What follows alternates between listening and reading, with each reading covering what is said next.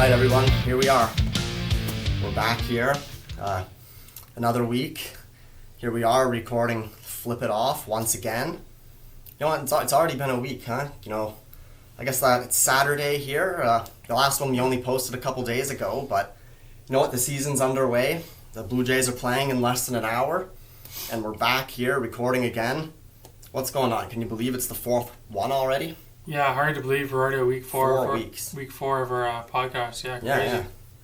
Yeah, it is pretty crazy, huh? And fourth time. It feels like it was just yesterday we were recording the last one, but now it's time for another one. Absolutely. And some stuff's happened in the last week. The season's underway. Again, playing in less than an hour. We got a crazy game to talk about, but there's some other stuff going on too, you know. Again, last weekend, first official weekend of spring. I think today it's even more spring-like out there. Actually a pretty nice day, huh? I thought it was going to be rainy, but it was been 13 degrees and sunny, huh? Yeah, summer baseball's coming. Yeah, that snowbank on the front lawn that was about 8 feet high 2 weeks ago, right now it's going to be gone by the end of the day. There's only a tiny little bit of it left. Yeah, but for sure. Yeah, maybe the next couple of days we'll get our gloves out and play some catch, huh? That sounds like a plan to me. Yeah. Well, anyway, that being said, the OHL playoffs are underway. I know that's another thing I mentioned. Clarky! Yeah. Yeah, I'm going to the Colts game tonight against the Bulldogs game too. I was watching with my subscription to CHL TV the other day. They beat the Bulldogs 10-2. Grant Clark had 7 points or something, but it was a little bit dirty because it was a 10-2 game, but I don't know why he did this, but Clarky in a 9-2 game decided to pull off a Michigan goal, and he scored it. But yeah, that's in a 9-2 game, especially when you're playing the team again in a couple days. That seems a little bit cocky, huh? Oh yeah, for sure. But the goal was a beauty. Yeah, so let's see what happens tonight. Hopefully he's okay. Hopefully the boys protect him and have his back, and then he can continue to do that and not risk anything happening. Yeah, exactly. But yep, we're in for a barn burner tonight. Again, I've been watching with my subscription. I saw the Peterborough against Sudbury game last night, in full swing. But, it's not the only hockey that's been happening. You know what? Since we were last here, the Toronto Six won the Isabel Cup. They're PHF champions. So, yeah, that's pretty crazy, Yeah, that's huge. Absolutely huge. Another championship team in Toronto. We had the Argos earlier this year win a championship. Yep. We've had the TFC win the championship in recent years, not to mention the Raptors.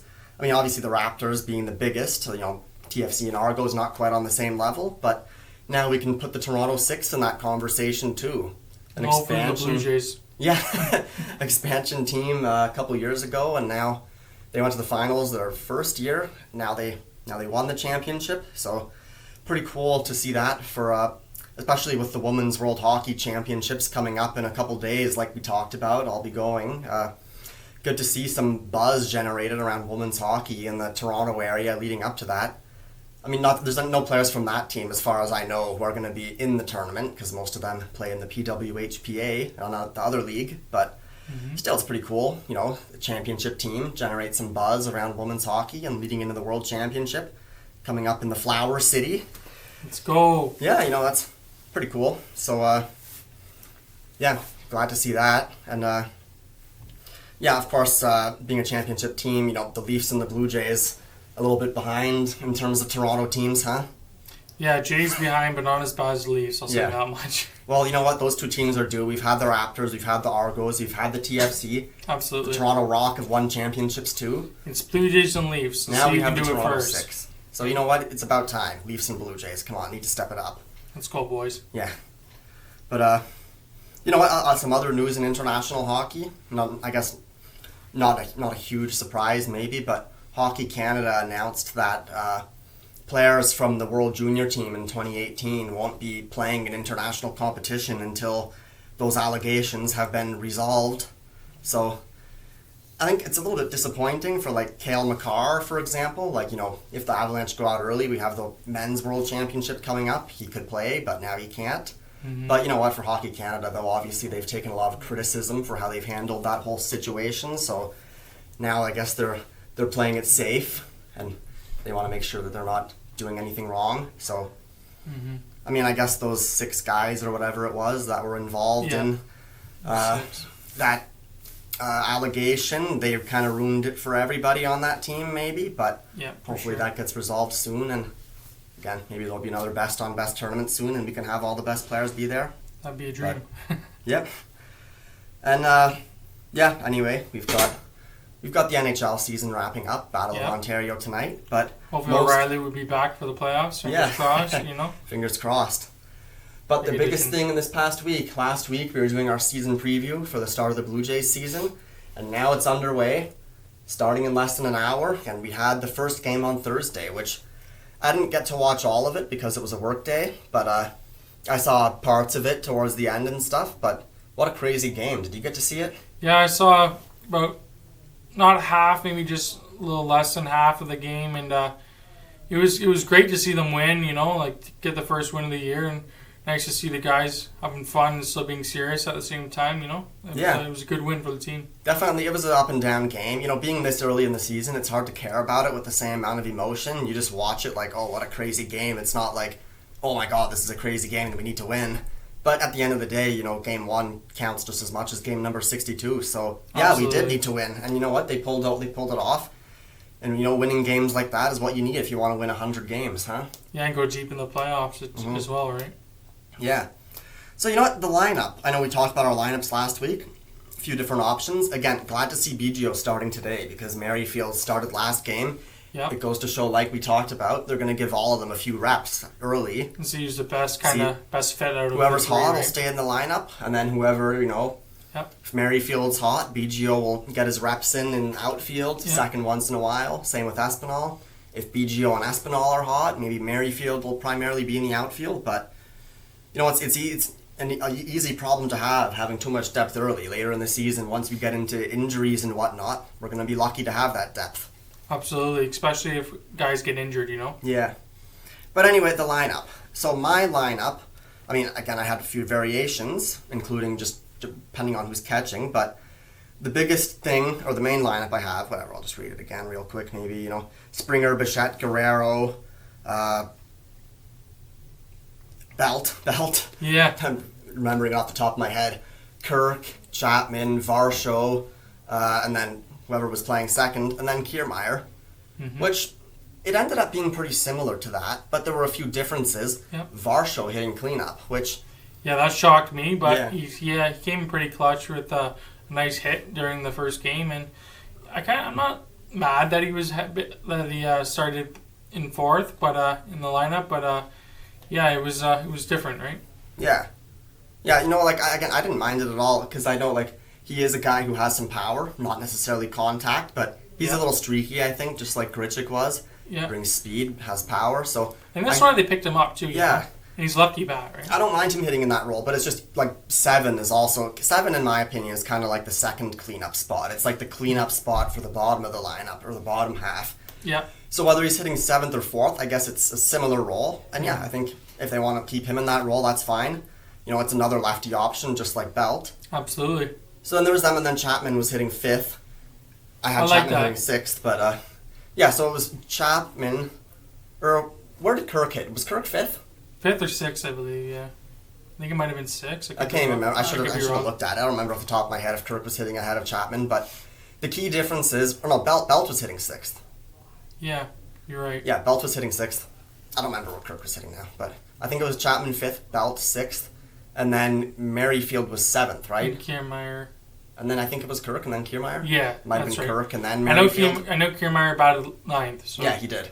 But, the key differences were that Varsho was hitting cleanup, Belt was hitting 6th, and then a little swap there, Merrifield in 7th. I should actually, while you're talking, I should look in the lineup and see if I got that right, but... Yeah, it was a couple minor differences, but overall it was kind of the same. And then today's lineup looks kind of the same as Thursday's, except Jansen's catching instead of Kirk. Belt's batting 6th. Yep, and we have BGO playing 2nd, which is great to see. Absolutely. Yeah, what did you think of the lineup? How did it compare to your ideal prediction? So it was a little bit different than what I said in the last podcast video, but it was good, my lineup, but it was different from what Schneider had planned. And I can't remember off the top of my head what I said for my lineup, but I know I got the first three right, or not, if not Yeah. four, and then the rest of the lineup was a bit different than what Schneider had planned for the first game of the season. I can remember your lineup off the top of my head, I'm pretty sure. Go ahead. But yeah, let me try it. It was Springer, then Bichette, then Guerrero, then Chapman. Oh, that's right, yeah. Then Belt. Then you had BGO at second. Mm-hmm. And then I think you had... who did you have after that? You had Varsho, I think. That's right. And then you had Jansen, and then you had Kiermaier. Yeah, so I was a bit off, but positioning was right, I think, like for the most part, except for Biggio and Jansen, because Kirk started catching and Merrifield started second base, right? So yeah, it's a bit different than what I had planned, but it's all good. It worked out. They got the dub. That's what matters, right? Yeah. Oh, so okay, I got the actual batting order from the other day, just so we can confirm what we were saying.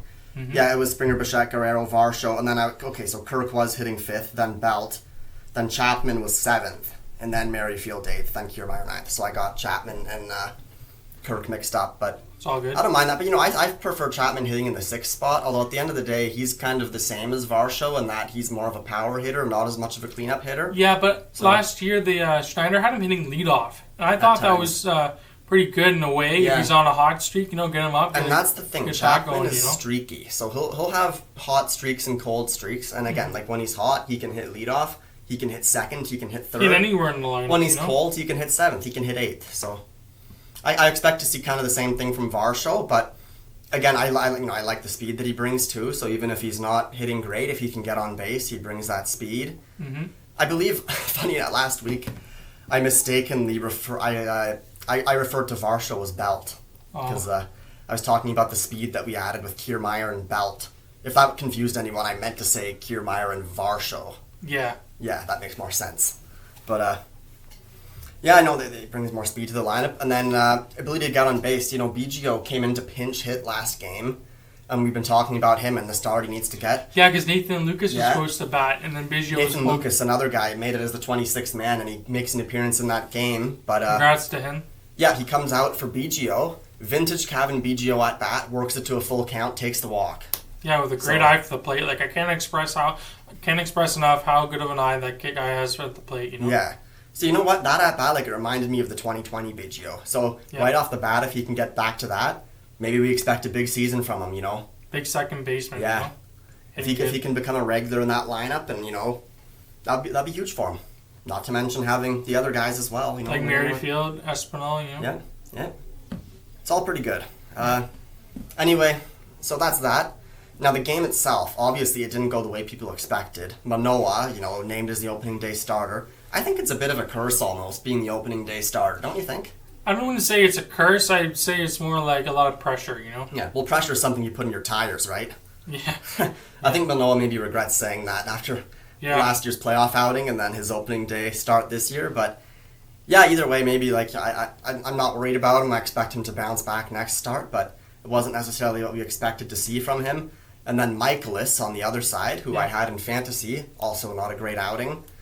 And then, even the bullpen, we used our entire bullpen, right? Except one pitcher, Trevor Richards. Yeah, that's unreal. Which, apparently, Schneider was being pretty, he wasn't being very rational. What's the word I'm looking for? He wasn't using them very scarcely because he knew there was an off day the next day. Mm-hmm. But, it's still, that's not an excuse to use all your bullpen, people are going to get tired. Their arms are going to get sore. You got to look at the long picture. Meza and Bass, they didn't have great outings. Simber gave up runs too, didn't he? Yeah. And Romano comes in as good as ever, gets the save. Yeah. So glad to see him on track. Markham's very own, eh? Yeah, I think Bass will be fine. I don't know, just a bad outing. Meza, it's just weird. It was Swanson came in and he did well, right? Yeah, he better. Yeah, and so did Pop. Pop came in first, but Swanson was doing well. He could have thrown a couple more outs, probably, maybe another full inning. Yeah, I don't know why Schneider decided to take him out. Coming up. Oh, yeah, true. So he brought in Meza. Yeah. And then Meza gives up hits to the two lefties and then had to face Goldschmidt or Arenado, didn't he? Yeah. It was some of these moves, they just backfire, right? And it's risky, Yeah, so I wasn't... Sounds good, but risky. It worked out because they won, but I wasn't too happy with the management of the pitching in that game. How about you? I'm about the same way. It reminds us of that playoff game last year where they brought in Meza to replace Gosman. Yeah, Gosman could have went further, too. When you have one lefty in the entire bullpen, it's like, you know what? Using them strategically against lefty batters is almost pointless. Because when they're the only lefty in the whole bullpen, either you use them in a situation and it's like, because there's lefties, and then it's like, okay, well, he's the only lefty and now we just wasted him. Or you use him strategically because you don't want to waste him, but then it's like, oh, now there's a situation where we could use him, but we need to save him in case there's another situation where we need him. So either approach, it's like lose-lose, right? Yeah. Either you waste him and then you don't have him later, or you save him for later, not knowing if that situation's going to come. Right. So it's like, you know what, if you only have one left, if you have multiple lefties, you can do that, but if you only have one, it's like, don't even worry about the righty-lefty matchups. Just use your relievers all the same. I think the exact same thing. Because, yeah, they use Mesa like that, and then it's like, you don't even know if he's going to, like, you take out Swanson when you don't need to, just so that you have the lefty, and then Mesa doesn't have a good outing. And then now he has to face a righty with guys on base, and then he's out. So it's like, okay, not only did you blow Swanson's outing, but now, like, you wasted Swanson's outing, but now Mesa had a bad outing, and he's your only lefty, and he's gone. Makes Schneider look bad, too, in a way. So I don't know, like, hopefully today's game goes better. Hopefully our bullpen guys can step it up a bit, and Mesa, I expect him, being the only lefty is important that he has a big year, but he's been pretty reliable the last couple of years, so He's been on the Jays for a fair amount of years. He has, for a long time. 2018, I think. And he was a starter originally. But no, I have faith in Mesa, but good lefty out of the pen. Overuse him as the only lefty, and they can't use him in situations that are just like, they don't need to, right? Right.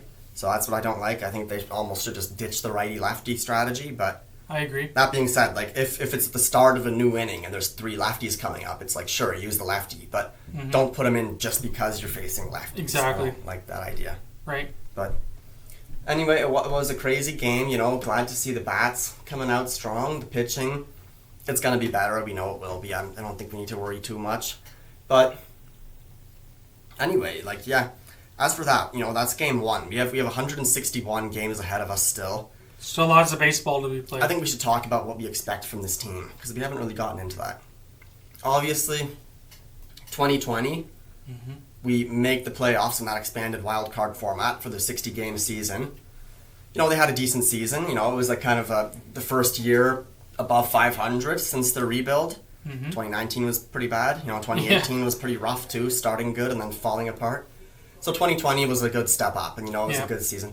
They wouldn't have made the playoffs in a regular format, but they would have been in the wild card race right until the end. They were on pace for 86 wins, right? Yeah, exactly.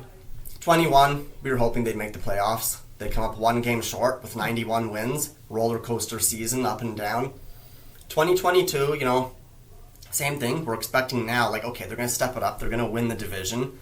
Another, they had a decent season in the first half, but they were just up and down so much. And then their biggest losing streak was in July, right? And, late in the season, we were panicking. They fired Charlie.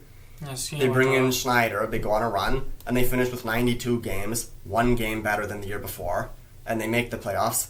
Obviously, they expanded the playoff format from 10 teams to 12, but they would have had the first wild card spot anyway, so exactly. That had nothing to do with it. But you know what? Maybe it wasn't quite as big of a step up as we expected. Even making the playoffs, we figured, okay, wild card series, we're going to beat the Mariners. It didn't go our way. So this year, our expectations are a lot higher, right? That goes without being said, right? Yeah, for sure. So I don't know about you, but I mean, there's expectations, there's predictions, and there's expectations, and then there's goals and objectives, right? So I think even as an expectation, it's safe to say we expect them to win the AL East. Yeah, no doubt about it. A wild card spot would be acceptable, but it's not what we want. We're coming in here looking to win the AL East, and I think winning 100 games is a reasonable goal. Maybe that's not the expectation. Maybe that's more of a goal. Kevin Kiermaier said it's doable, right? 100 games should be our goal. If we win 96, fine, as long as we win the division. But knowing the AL East, we have the Yankees. They're going to be good still. The Rays, they're always dangerous. The Red Sox, could have a bounce back year. Yeah, for so sure. The more, winning 100 games is safe. If we just shoot for that all season, we'll win the division. I absolutely agree. So what about you? How do you think? What's your goal for the season, or what's your objective? Like win-wise? Yeah. Your expectation and your objective, they don't have to be the same. Okay, I'm hoping 95 wins. Yeah. But I'd be okay with 93. Okay. At the end of the season before the playoffs, like better than last year, Yeah. right? Like win-wise, and Yeah. 95 would be good. I'd be not okay 100, with 93, but I just think that's a little bit low. Like, Yeah. considering, like, okay, like, we improved by 1 win each of the last 2 years. Okay, so let's say 95 then. Yeah. And 93, it's like then we might not win the division and then wild card and whatnot, but at the end of the day, once they get there, if they win, that's good, but we expect them to win the division, and I think that's reasonable. And the biggest thing, there's no messing around this year. Like, and Right. they've shown that with the culture change, getting rid of the guys that like to have fun, and then getting rid of the home run jacket for the younger guys that are still there. Like, there's no drama. Like, we've had that the last 2 years. Last year, up and down, winning, losing, horsing around in the dugout, and then they fire Charlie. Like, I don't want any drama this year. Like, we won the first game. We're going to win the first series and never look back, right? The Absolutely. 500 mark is a distant sight. We're going to be well above 500 all season. And obviously there's ups and downs throughout a season, right? Even Every team has their little losing every team streak. will have a 3 or 4 game losing streak Yeah. here and there. But I just don't want to go on any really hot streaks and really cold streaks where the whole Be more season's in consistent, jeopardy. right? I just want to have a consistent year start to finish, like making a statement. Like, we're here right from the beginning. We're going to win 162 games. We're going to be a dominant team from start to finish, and everyone's going to be afraid of us. Yeah, it's a great way to look at it, and I hope that works out, right? The true best teams out there, the dynasties that we've seen, that's how they do it. Like the Yankees. I mean, the Yankees last year, they really blew it in the second half, but I don't want to see that either. Like, we want to see... I'm trying to think, what's a good example? Like the Astros in recent years. They've had some teams like that. Yep. Just right away at the start of the season. Like, they're one of the best teams, and they just never look back. Yeah, we need to be like that this year for sure. Yeah, That's like a good goal, I think that's the goal. Win the first series, like maybe they don't win this series, but win the next one. Basically, you want to put some distance between your record and the 500 mark, and just never look back. Don't worry about it. Right, no, exactly, yeah. And hopefully they can get a good lead in the AL East and keep it up. Again, wild card spot, fine, we'll take it, but we want to win the division. That's the expectation. Yeah. So, yeah, I think that about sums it up in that sense. I think you kind of have the same expectations, right? So, yeah, exactly. Yeah, we need to win the division, hopefully 100 games, and if we win 100 games, we'll win the AL East, Skip the wild card series, and then I think we need to win the ALDS, right? Yeah, for sure. No looking back. Win the ALDS, make it to the ALCS, hopefully the World Series. But, Mm-hmm. our expectation, 100 wins, whatever, 95 wins, win the division, win the ALDS. Everything else from there, it's okay, good, but that's our expectation. Yeah, for sure. So, that being said, do you have any predictions, for specific players that you're expecting to, step up this year, or any stat predictions? Hoping, like we said, Biggio to have a good year. Mm-hmm. I'd like to see Varsho have a good year too, because we just picked him up, Yeah, right? okay. That's mainly like the two guys. Yeah, what about Vladdy? Yeah, now that you said Vladdy, I think he needs to have a better season than last year, because look what he had. Look at the season he had 2 years ago, right? Yeah, and obviously that's pretty spectacular. It's hard to replicate, but he's so young that, Mm-hmm. and we had the expectations for him. I think he can. And he's focused. He's dialed in this spring. So Yeah, for sure. I know he's on a mission. And I'm just thinking in terms of numbers, like, he hit about 310 2 years ago. Yeah. I want him to hit 300 again this year. If he hits 295, fine. But Yeah. I think 300 is a reasonable goal. 40 home runs again. 50 would be great. He came close 2 years ago. But if he hits 300, 40 home runs, and 100 RBIs, that's a fantastic season. And I know he's more than capable of doing it. He could even exceed that. But Mm-hmm. if he does that, he's going to take this team a long way, huh? Absolutely. Yeah. Yeah, for sure. And then Bichette. I know last year he struggled at times, but at times he was fantastic, as good as ever. So maybe from him I expect a little bit more consistency, huh? Just like the team as a whole, start to finish, right? Yeah, for sure. And you know what? What a big part of Bichette, what a big part of this team Bichette is offensively. Like, he goes up and down the same way the team does. It's like when Bichette's hot, the team gets hot. So, his hot streaks you don't have to hit like 500 for 2 weeks. Like, if you can just be consistent, Bo Bichette, he could put up fantastic numbers. I don't think 330, 100 is out of the picture, because he almost did it 2 years ago. He hit like 296 with 29 home runs and 100 RBIs. Did he get 100 RBIs last year? I can't remember exactly. I think he either got like 98 or he got 100 dead on. I know Vlad came up just short of 100, but Yeah, for this year sure. he won't. Right. And then Springer, he's had his injury troubles and stuff. And last year, he had a great season. But I'm kind of expecting this year, he'll be a little bit better. Mm-hmm. I'm thinking Springer hitting leadoff. I think he's going to hit 280, which would be solid. Playing every day, he hits 280, 25 home runs, 90 RBIs. Yeah. So if those three guys can put up those numbers that I just mentioned, which it's reasonable, they all are more than capable of doing that, if not exceeding that, they're going to take this team a long way. And then, like we said, we have Varsho, we have Belt, we have Kirk at catcher, we have Jansen too. We have Biggio, who might have a big year this year, like hopefully, right? Yeah. If those three guys do what we know they're capable of, and then the other guys step up like we know that we can't, and we know they can, they're going to take this team a long way. That's the plan. And not to mention the pitching that we've talked about the last couple of weeks. So, right. Yeah, if everything goes as planned, I don't think they'll have any problem meeting these goals that we've mentioned. And then, we'll go from there, I'm actually just looking at the TV. The game is underway today. It's 0-0 in the second. But Yep. We'll be at the game in a couple weeks. That's our first game. And then we'll have some more updates then. But for now, hey, big year underway. It's only the beginning. 161 games left. Right. And meanwhile, I think we just about covered off everything with the Blue Jays for now. Yeah. But remember last week we were talking about our fantasy draft. Yeah. Wanted to talk about that just a little bit more. Mm-hmm. So obviously, it's a buy-in league. Our boy who is the commissioner of that league, we're going to get him on here maybe next week. So I'm sure he'll have a lot to say. But I had the 11th pick, which is good and bad. Bad because I don't pick until 11. Yeah. A lot of the guys I wanted with my first pick are gone. Mm-hmm. But then I get to make another pick really soon. And then I wait a really long time before making my next one. Right. Where did you pick in that draft? I had the 5th pick overall. Yeah, that's not bad. I think that's a good spot to be. Yeah, I took Betts first. I wanted to take Judge, but he was gone, so I took Betts. And it lets you thrive, I think. Like, all the huge names are gone, but in, like, the second round or late first round is where you can really make a difference. Mm-hmm. So I ended up getting Freeman with my first pick. There were a few guys I could have taken. That's a decent, really good pick. I know Freeman's good, but Trout was also available. I'm like, oh, yeah. I'm picking soon after. If I can get Trout, that'd be great. And I got him.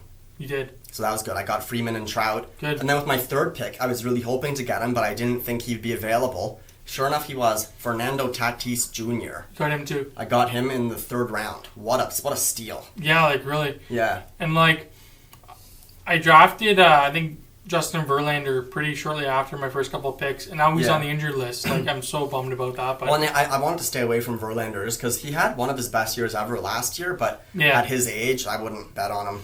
Yeah, that's true. But, so my team, like, the draft, I think I was put in a tough position. I didn't have as good a draft as I would have liked, I'm not going to read off my whole roster or anything. Like, I've already made some changes on my team, but I was happy with Freeman, Trout, and then Tatis. He's suspended, so I think... When does he come back? Exactly? He comes back in April, supposedly. Oh, I think people didn't realize he was coming back so soon, so that's why. But yeah, I was lucky to get him. But you know what? I think my infield is good. Yeah. But my outfield, other than Trout, I'm lacking a bit of depth there. Maybe I have Anthony Santander. Okay. Michael Conforto. He's on the Giants. Peterson. Now. Yeah, both Giants. Yeah, my outfield, other than Trout, isn't great. But like infield, I have Tatis, I have Tim Anderson, I have Jose Altuve, another guy I got late. That's a dangerous team, right? And then my starting pitching. So funny enough, like, because I was making these picks, I didn't focus on pitching right away. But I think it was my fourth pick, maybe. Mm-hmm. I knew I needed to get a pitcher. Yeah. But I really wanted Jordan Romano, right? Yeah, that would have been huge. Julio Urias was the starter I wanted who was available. He used to play for the Dodgers, right? Yeah. Yeah. I'm not going to pick for a long time. If I take Urias, then I know Romano is not going to be available my next pick. I had to choose between the two. So I'm like, maybe a little bit of a unique move. I took a closer before I took a starter. I took Romano as my first pitcher. I know that he'll be huge because saves are big. Yeah, absolutely. Relief pitcher stats are just as important. Mm-hmm. So my starting pitching, I don't have any huge names on it because I waited so long, but I think the depth is okay. I got Kershaw pretty late, which... hopefully he's still solid at his age. And I got Logan Webb, who's decent. Mm-hmm. And I got Cal Quantrill, who we talked all about with the World Baseball Classic. Yeah. I got him late, people sleeping on him. Mm-hmm. I got I got Michaelis, like I said, from the Cardinals. St. Louis, So, yeah. Yeah, my starting pitching, nothing really jumps out, but I think the depth is good. And my reliever's obviously great. I got Henricks, too, in one of the later rounds because he's recovering from cancer. But oh, wow. he'll be Oh, back. Liam Hendricks, yeah, on the White Sox. Yeah. Hopefully he recovers soon and he's back in action. I don't know, it's not the greatest draft ever, but I think I got a decent team for now, at least. Yeah. What, any highlights from your team? I would just say Betts. Verlander, if he is healthy after the 15 injured list, right? And he comes back and plays great. Who else? I have Kirk as my catcher. Yeah, that's good. I wanted him, and you took him. Yeah, so that hopefully he has a good season. Who else? Let me just think. I picked up Marcus Stroman, too, as a pitcher on my team. So nice. Hopefully he'll have a good season. And he had a good first start for the Cubs, so that was good. Yeah, for sure. Can't remember the rest of the players I drafted right now but off the top. You had a decent draft. Some picks were unique, and you took some guys that I wanted, Kirk being one of them. Yeah. Funny if at catcher, that's another thing. I was lucky to get Tyler Stevenson, who's decent. Oh, yeah. There aren't too many good hitting catchers out there, but I knew, like, waiting so long and doing all these other picks, I was like, you know what, I'm not going to get a good catcher, so I'm not even going to bother trying. I'll just get whoever I get. So I got Stevenson in one of the later rounds, which was good, but he was the only catcher. So in one of my last picks, I saw Gary Sanchez was still available. I was like, you know what, it's not much of a pick anyway this late. I'm just going to take a gamble and take Sanchez. Let's see, because he used to be huge. Like, on the Yankees, yeah. Yeah, like he was one of the best hitting catchers there was for like a year or two. Absolutely. And now he's just fallen off. Who's he with the Twins now? Well, supposedly, but he was NA, but like I picked him not knowing. I read he doesn't even have a contract, and there's talk that he might not even ever play again. Oh, really? So I took that as a gamble, but I already bailed on him. I dropped him. Oh, okay. So that's that. Yeah. That experiment ended. Mm-hmm. But we have our fantasy hockey league too, which is coming to an end soon. Yeah. I'm in the semifinal this week against your cousin, which it's closer than it should be, considering that I'm 19-3 record and he was 9-13. Mm-hmm. But I'm winning, so hopefully that goes my And way. I got my matchup against Charles. I'm actually beating him right now. Yeah, what a story that would be. 20-2, and you're gonna beat him maybe. Hopefully, I'd rather play you in the finals than play him. Yeah. But yeah, I don't know. At the end of the day, what's more important, the fantasy playoffs or the real life playoffs? I'd say real life. Ideally both, but yeah. I don't know. Leafs are 100% gonna play the Lightning. We know, and it's like home ice advantage. Yeah. Supposedly, this team it's built for the playoffs more, and they're ready for it. But just watching the regular season, like I can't see anything that makes me think they're better than last year. Okay.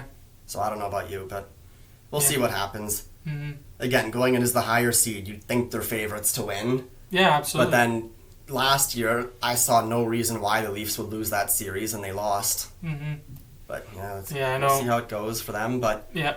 the other thing in the NHL I wanted to talk about before we end it here was Connor McDavid and the season he's having. And his brother that looked exactly like him. Yeah, we haven't talked about him yet, but you know what? Like, I've been following Connor McDavid's career for a long time because, as we know, he's from Newmarket. Like, he's from our neck of the woods. He grew up skating on the same outdoor rinks as we did. He knows some of the same people that we know. He's just 2 years older than me. Don't forget, he played in our men's baseball league. Yeah, he used to play in our men's baseball league before we played. And then he signed a big contract, and the Oilers told him no. Yeah, that's it. You're playing hockey. But yeah, I'm actually proud of him. Like what he's done. Like I Unreal. first heard of him when he was 15, granted exceptional status by the Erie Otters, or drafted by the Erie Otters, granted exceptional status by the OHL. Right. And I heard of him, as a 15-year-old playing for the Otters. I probably should have known who he was before that, being from Newmarket, but it was really his rookie year in the OHL that I first heard of him, and people were talking that he's going to be the next Wayne Gretzky. And then I realized he's from Newmarket. I was like, wow, this is incredible. Yeah. And another hometown kid, right? But people say these things about prospects. You don't really know how good they're actually going to be. Like, I know all the talk about Crosby when he was younger. He's had a great career, but he hasn't been, he's not Wayne Gretzky, right? What about Connor Bedard? He's the next guy. We don't know what he's going to turn into. Yeah, that's true. But yeah, like with McDavid, it's like maybe he'll be the next Wayne Gretzky, but like we're just fantasizing, like we're dreaming about what he's going to be. We don't really know. Right. Like probably he's going to end up being like Crosby, which is great. Yeah, so but great. There's talk. Maybe he'll even be better than Crosby. I don't know. Maybe he'll be Gretzky. We really don't know. That's the thing. Yeah, you gotta time. And now to see like every year. He's just progressively gotten better and better. He's 25. How many goals is he at now? 60? He's more than 60, and he's at 140 points. He's going to get 150. That is unreal. And, like, all the like dreams that I would have had, like, oh, in the NHL, like he's gonna do all this great stuff someday. Like the numbers that he's putting up now is literally what I would have dreamed of 10 years ago. Like I would have dreamed that he would have put up those numbers. Like, oh, like he's so good, he could score 150 points. He's not going to though, because nobody scores 150 points in the NHL now. Right. But he's gonna do it. Hopefully, Like, that would be great. We haven't talked about the Set new NHL. records, right? We haven't talked about the NHL much on here, but I just want to remind everyone what a big deal that is. Like Yeah, to think, no, for sure. like nobody has put up 150 points in a season since before the dead puck era, right? Yeah, Mario Lemieux. Like in recent years, that's unheard of. Just 10 years ago, 100 points in a season for anyone would be huge. yeah, You know, some years there wouldn't be a 100-point scorer in the NHL. Some years there'd be a couple, usually Crosby. Ovechkin would do it sometimes. Malkin. Those guys, Kane. yeah. But, yeah, it's like, 2015, like Jamie Benn led the league with 87 points. Yeah. To think McDavid had that by the All-Star break this year. That's unreal. Like, I know the way the league's changed in the last few years, scoring is way up all around, but, it's still, you have to be a hell of a player to do that. And to think that McDavid is putting up the kind of numbers that we've never seen in our generation, in our It's era. pretty Changing the spectacular, game. And yeah, like, to think this is the kid that grew up in the same area as us and playing in the same places, playing for the same minor hockey teams until he made it to York Simcoe, obviously. But well, he made it to York Simcoe and then he went to the GTHL, I think. But yeah, it's just a great story. Like it seems kind of stupid to say this, but I'm honestly proud of him being from the same community and seeing what he's done. Yeah, no, yeah, So, I can't agree more. Yeah. I mean, along with the Leafs, I hope the Oilers go on a deep playoff run because I want to see him finally win something big. Yeah, exactly. He signed a contract. He's Yeah. playing great. He deserves it, Yeah, and I do want to see him get to play for Canada at a high level too. Yeah, for sure. World Championships would be great, but that means he's out of the playoffs. So, whatever, next World Cup, whenever it is, it'd be great to see it. And yeah, for sure. yeah, maybe he'll bring the Stanley Cup back to Newmarket someday. I'll definitely be there when that Yeah, happens. for sure we will. Yeah. But yeah, big shout out to C. McD. And otherwise, anything else you want to talk about? I think we've covered everything we want to talk about for this week. Yeah, that's about it. Like I said, we're getting a guest next week. Yep. I'm also wearing my Barry Davis shirt. We're getting him on in a couple weeks. He's already confirmed. No, just kidding. It's April Fool's Day. Yeah, like really, that's good one. Yeah, that would be good though. I have his contact information, so I could get him. But there you go.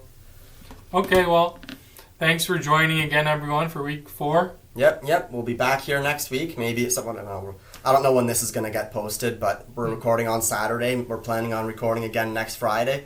We'll be a week into the Blue Jays season. We'll see how it goes. We'll see. Yep. Hopefully we're still undefeated. Absolutely. So, all right. See ya.